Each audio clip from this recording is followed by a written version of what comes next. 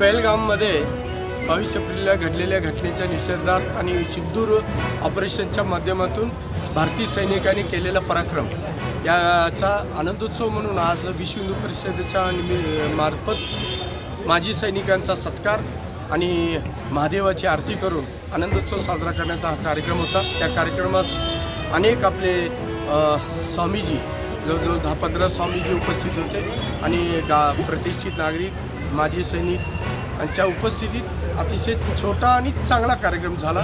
या कार्यक्रमाच्या माध्यमातून सैनिकांना आम्ही तुमच्याबरोबर आहोत, तुमच्या पराक्रमाची जाणीव आम्हा सगळ्या भारतीयांना आहे आणि प्रत्येक भारतीय हा सैनिकांच्या पाठीशी अतिशय ताकदीनं आणि भक्ती श्रद्धेनं त्यांच्याबरोबर उभा आहे असा एक संदेश या कार्यक्रमाच्या माध्यमातून सैनिकापर्यंत पोहोचवण्याचा हा प्रामाणिक प्रयत्न विश्व हिंदू परिषदेचा आहे।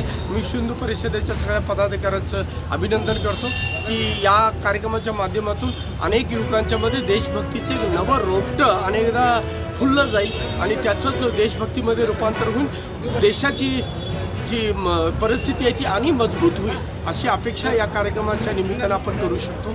सगळ्या विश्व हिंदू परिषदेच्या कार्यकर्त्यांना पदाधिकाऱ्यांना मनापासून धन्यवाद। ನಾವು ನೋಡ್ತಾ ಇದ್ವಿ ಎಲ್ಲ ಒಟ್ಟು ಎಂತ ಅದ್ಭುತವಾದ ಕೆಲಸ ಮ್ಯಾಲವರು ಕೆಳಗಿವರು ಅಂತದರಲ್ಲಿ ನುಗ್ಗಿ ಹೊಡೆಯುವಂಥ ಒಂದು ವ್ಯವಸ್ಥೆಯಲ್ಲಿ ನಮ್ಮ ಸೈನಿಕರು ಎಷ್ಟು ಧೈರ್ಯವಾಗಿ ಅಂತ ಹೇಳಿದ್ರೆ ಗಾಡಿಯಲ್ಲಿ ಕೂತ್ಕೊಂಡು ಹೋಗಬೇಕಾದ್ರೂ ಸಹಿತ ಕಾರ್ಗಿಲ್ ಅಂತ ಒಂದು ಪುಸ್ತಕ ಬಂದದ, ಸಣ್ಣ ಪುಸ್ತಕ ಬಂದದ, ಬಹಳಷ್ಟು ಜನ ಓದಿರ್ಬೇಕು।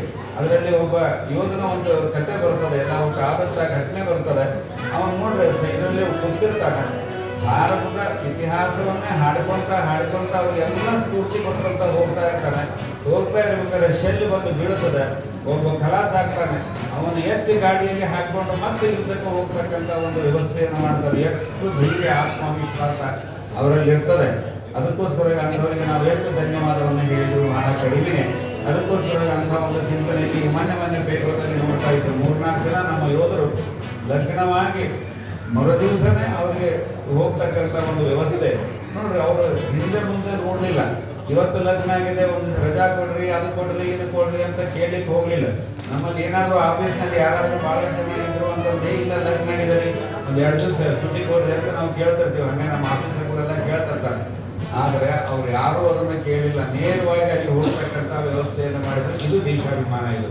ಅದಕ್ಕೋಸ್ಕರವಾಗಿ ಅಂತಹ ಒಂದು ದೇಶಾಭಿಮಾನ ಇಟ್ಟುಕೊಂಡು ಕೆಲಸ ಮಾಡ್ತಕ್ಕಂಥ ನಮ್ಮ ಯೋಧರನ್ನು ನಾವು ಎಷ್ಟು ಇದು ಮಾಡಿದ್ರು ಕಡಿಮೆನೆ।